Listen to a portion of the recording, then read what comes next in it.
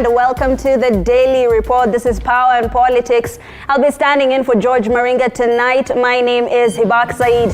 We tell you all the stories that have been making headlines this day. And later on, we'll be having the Principal Secretary for the State Department of Agriculture, that is Dr. Paul Kiprono Rono, to just tell us what exactly has been happening in the country in regards to the fertilizer debacle. But first, let's take a look at the highlights. Tonight, 5 bodies of those that were swept away by the raging floods from last night's deluge have been recovered, with police still searching for their fallen colleague who was swept away during a rescue operation last night. So yeye alikuja kumsaidia. So it was just abruptly kukakuwa hivyo. So kukaporomoka vile mnaona hapa hivi. Also tonight, farmers across the country decry the twin issue of the poor supply of subsidized fertilizer and the spread of fake fertilizer, this as the planting season gets underway. Si tumeona gari la moshi limeleta siku ya jana mbolea. Lakini ukija hapa hivi unazungushwa tu mbolea sijui inaenda wapi. And the Kenya Union of Clinical Officers has given the government until Sunday night to address various grievances daunting the union, or else they will stage protests, according to KUKO chairman Peterson Washira. Welcome once again. My name is Hibak Saeed, and of course our sign language interpreter tonight is Rhoda Nyamai. To start us off, 5 bodies of those that were swept away by the raging floods from last night's deluge have been recovered after a day full of rescue operations. However, the body of a police officer was on Sunday evening swept away by raging floods in Nairobi's country bus station while helping to rescue 4 people trapped by the flash floods and is still missing. Constable David Chesire from Kamkunji police station was in the company of his colleagues when they came across 3 women and a child trapped in one of the stalls where a concrete slab had caved in. Our reporter Lennox Sengre with the details. At the famous Nairobi country bus terminus, the scene is out of character, which is typically a beehive of activities, is now the scene of desperate and tragic search. A sad story of Constable David Chesire, who tumbled into the fast-moving waters in the exposed ditch mere moments after rescuing a family who were marooned by the aftermath of Sunday's heavy rains, which caused havoc in the most parts of Nairobi County. So kulikuwa na mada fulani hapa alikuwa na mtoi mwenye hii shop. So alikuwa amekuja ile kumsaidia kufunga. Sababu hapa place pia sometimes hakukuwa na ile security power. So alikuwa na patrol akikuja kumsaidia. So the mother alikuwa na mtoi, so angeweza kufunga pale hivyo. So yeye alikuja kumsaidia. So it was just abruptly kukakuwa hivyo. So kukaporomoka vile mnaona hapa hivi, kukakuwa hivyo. So hiyo maji ilipita pale kwa ile pavement ile calabash ya ndani, ikapita na juu. Kulikuwa hapa na fridge, ikapita na yeye hivyo. Witnesses say that the 10 p.m. incident saw the officers quickly swing into action, successfully rescuing the 4, but Constable David Chesire went back to close the stalls when the remaining bit of concrete slab covering the ditch caved in and the flood swept him away. Ile machozi naangusa. Jamani besti yangu. Siriko ba. Jamani besti yangu. According to the police privy to the investigation operations, the now missing Chesire was swept away together with his rifle and AK-47. Sasa hizi tunajaribu kumsaidia lakini yuko chini kabisa. Hata tunangoja tractor ikuje mtoe alafu ndo tumtoe. But we are very disappointed with the government. They have not responded in any way in helping us. We left to rely on these local boys from this area to help us get into the river, which is also risky. The county response team has been full of false promises. They have been lying to us they are coming from 12 in the morning up to now. And here in the tunnel where the police officer is said to have fallen in, a large tunnel channeling water to the filthy Nairobi River. A battery of political luminaries, including Nairobi Governor Johnson Sakaja and Nairobi County Police Commander Adamson Bungei, camped here to lend a helping hand in rescuing operations. It has been nearly 24 hours since Constable David Chesire caved in, but the big question that begs an answer: where are the specialized police officers who are tasked to deal with such disasters when it occurs? Lennox Sengre, TV47, Nairobi. Thank you, Lennox, for that report. Moving on, the Kenya Union of Clinical Officers, KUCO, has given the government until Sunday night to address various grievances daunting the union, or else they will stage protests. According to KUCO Chairman Peterson Washira, the court had earlier ordered clinical officers to resume negotiations with the aim of halting a strike that the union had staged. However, Washira states that despite the ministry engaging in talks with the union, there has been no satisfactory progress. Washira said that the union submitted a request on March 4th, where at the time they gave a 14-day ultimatum, but no action was taken by the government. Among KUCO's demands are payments of delayed salaries, lack of promotions and restructuring, shortage of clinical officers in hospitals, and what they describe as exploitative and discriminatory terms of employment. This comes as the doctors' strike enters its 12th day today. I want to tell Kenyans that today your government has failed you.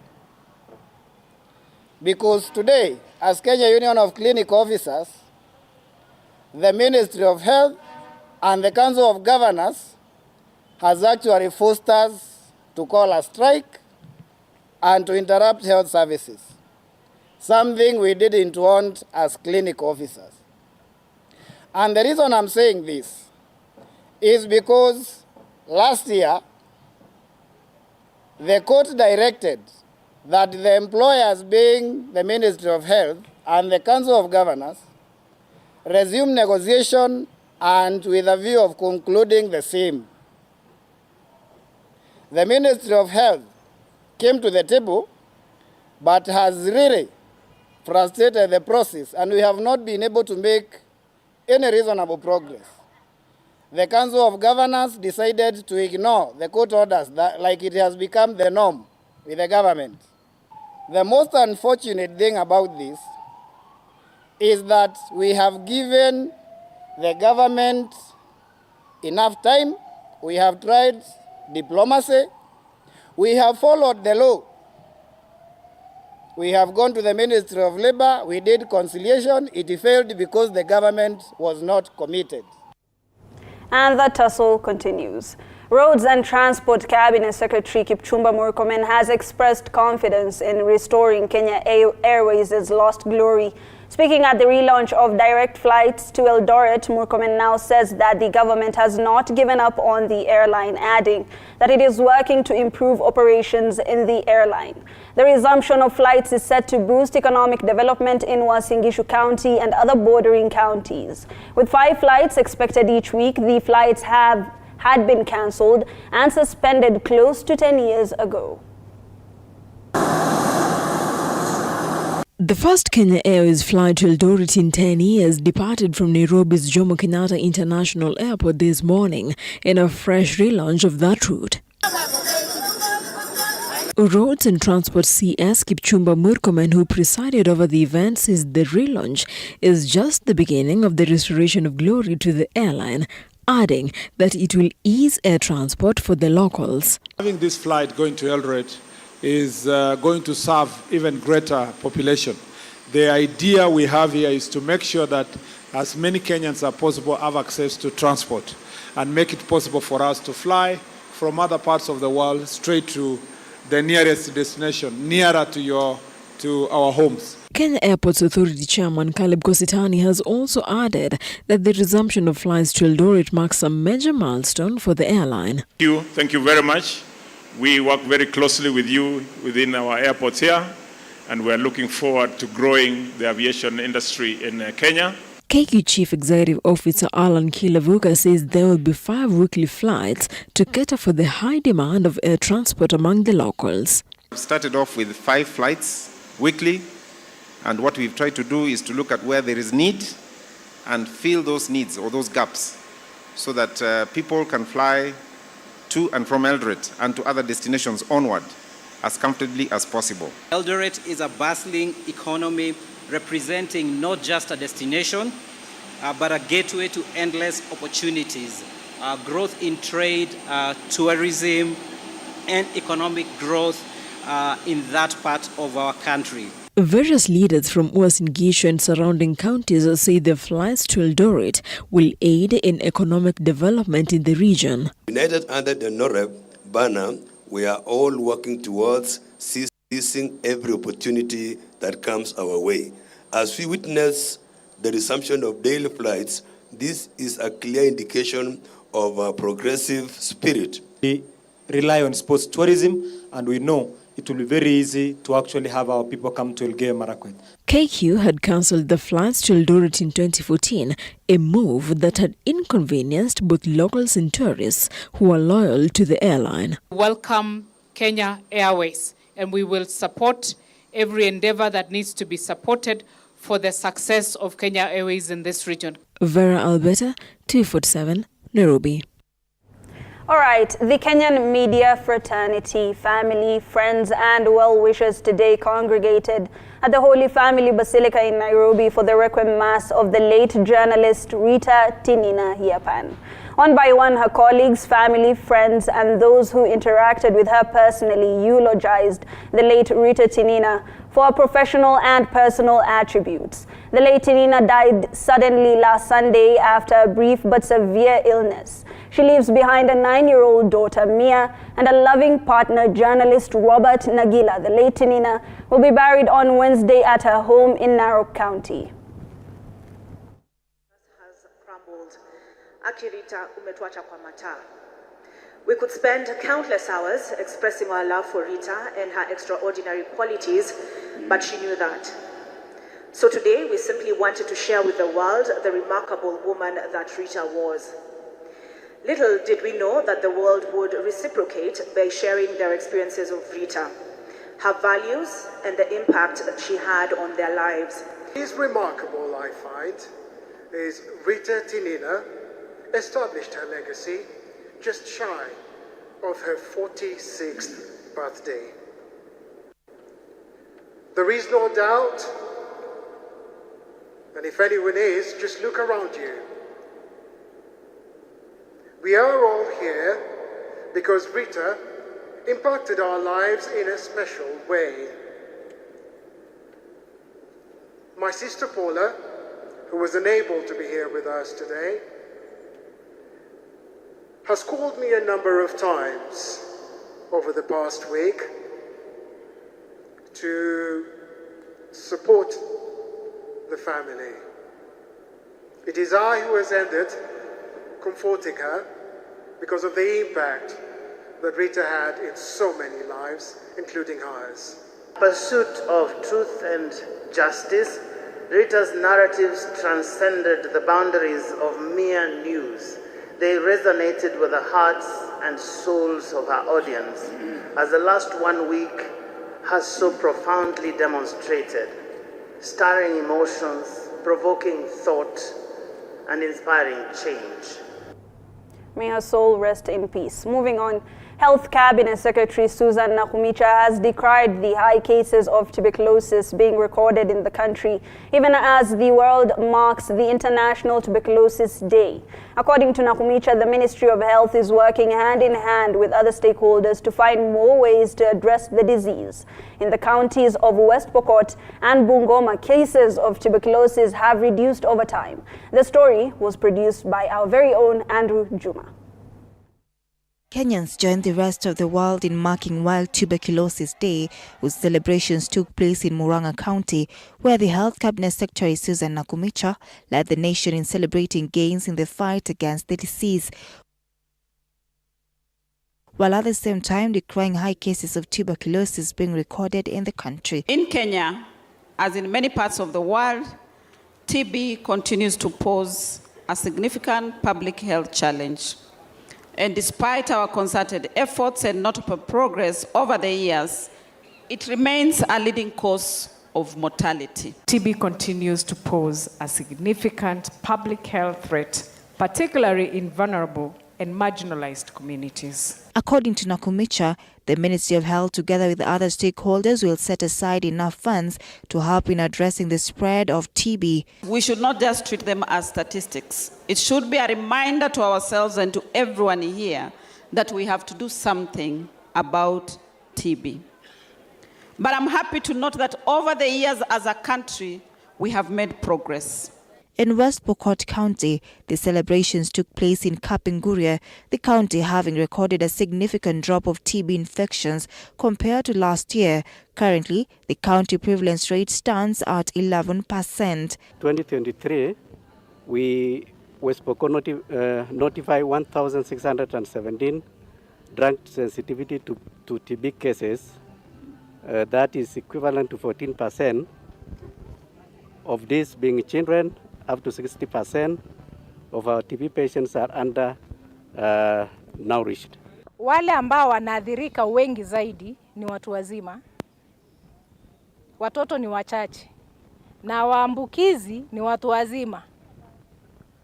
Ndiposa mtu yeyote akipatikana kuwa na TB, watoto chini ya miaka 5 ambao hao wanatangamana nao ni vizuri pia wapimwe. In Bungoma County, human rights organizations have called on both national and county governments to move with speed and curb the high rate of infections, urging locals to take personal responsibility for the fight against tuberculosis.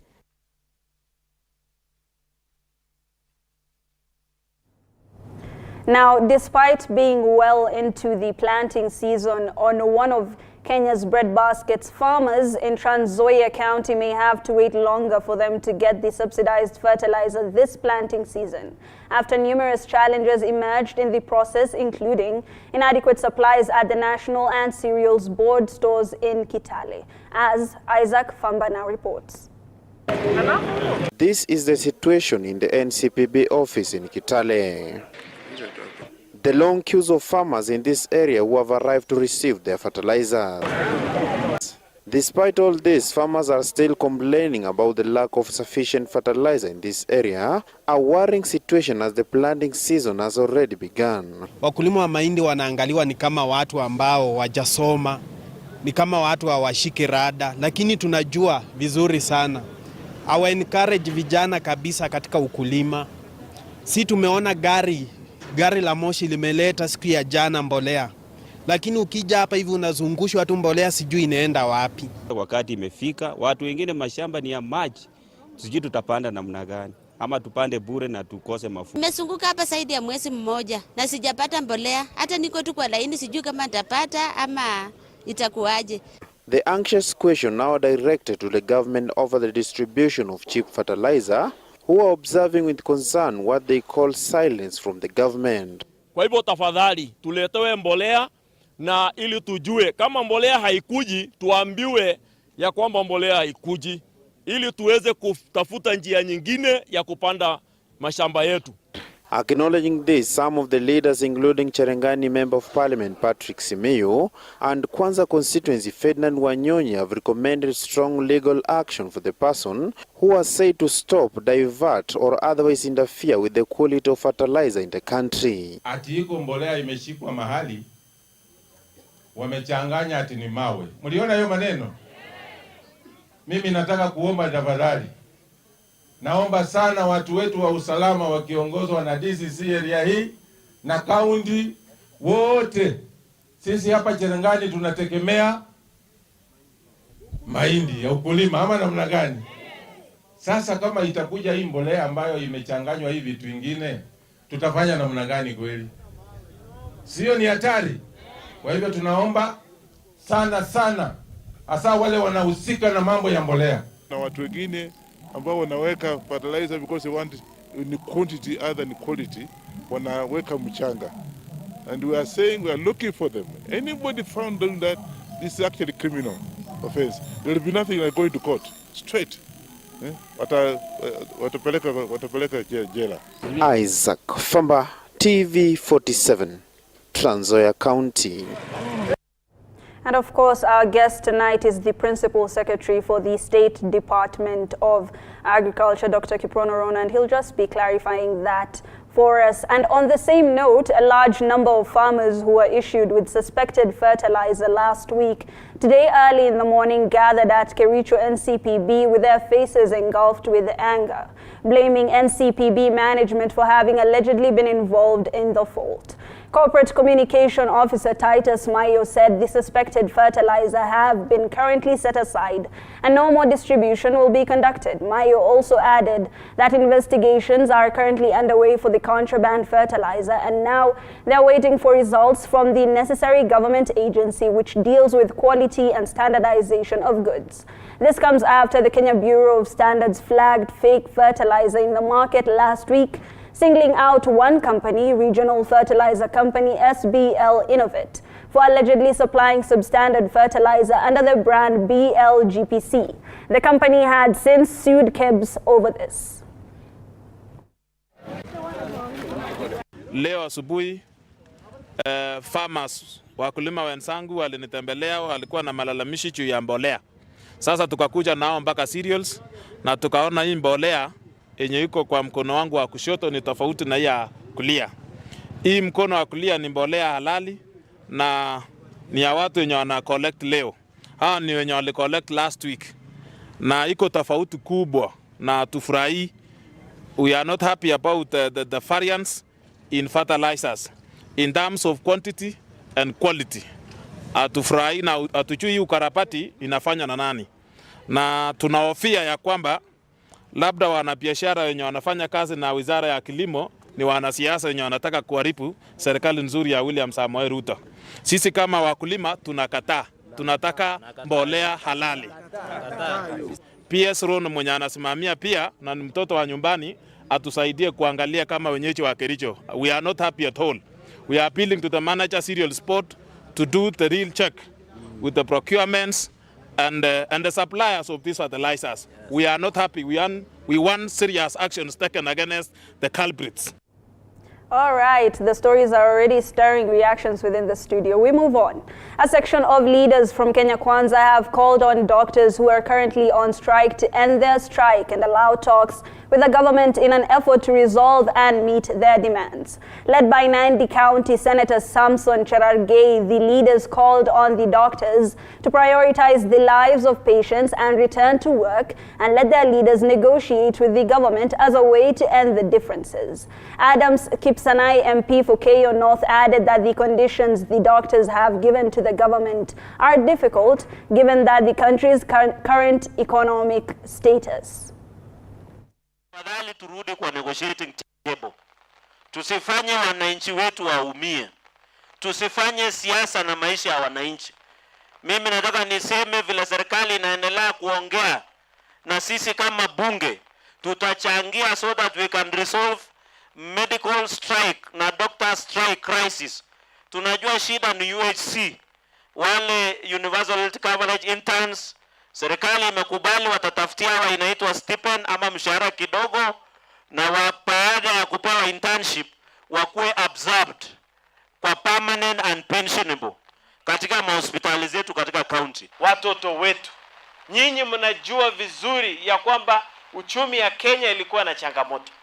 Ndio sasa Mheshimiwa Rais na serikali ya Kenya Kwanza inajaribu kuimprove on the economy. Kwa hivyo tunaomba nyinyi kwamba please don't erect unnecessary conditions to the government of Kenya. The people who are suffering are your brothers, your relatives, your mothers. Kindly find it in your hearts. Mutoke kwenye street na mrudi kwa hospitali ili watu wetu wapate matibabu na Kenya yetu iweze kwenda mbele. Elsewhere, the CEO, National Government Constituency Development Fund, NGCDF, Yusuf Mbuno, has challenged NGCDF committees across the country to have strategic plans for prudent use of the funds. Speaking at Nembure grounds in Embu County during the launch of Manyata NGCDF strategic plan launch, Mbuno noted that the committees should put a 5-year clear plan on how to spend the public funds. He added that the national government launched its strategic plan, hence all government agencies must follow suit. Manyata MP Gitonga Mukunji, accompanied by the national NGCDF board, issued bursary checks amounting to 56 million Kenyan shillings to secondary schools through the Masomo Bila Stress program.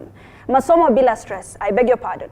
He said the program aims to reduce the burden of schools and improving the school infrastructure to provide a conducive learning environment. Na hiyo ni muhimu sana kwa sababu bodi ya kitaifa huwa tunahimiza maeneo bunge kwamba ni bora zile hela tunapewa na serikali, kwa sababu NGCDF ni hazina ambayo imekingwa kisheria. Kwa hivyo tumehakikishiwa kila mwaka kuna kiwango kimetengewa kila eneo bunge. Kwa hivyo ni bora usipange maendeleo kwa mwaka mmoja, upige hizo hela ambazo umepata mwaka huu, uangalie ukisie zile utapewa mwaka ujao mpaka miaka 5 na uweze kufanya mipangilio ya miaka 5 pamoja. Huo ni uongozi bora.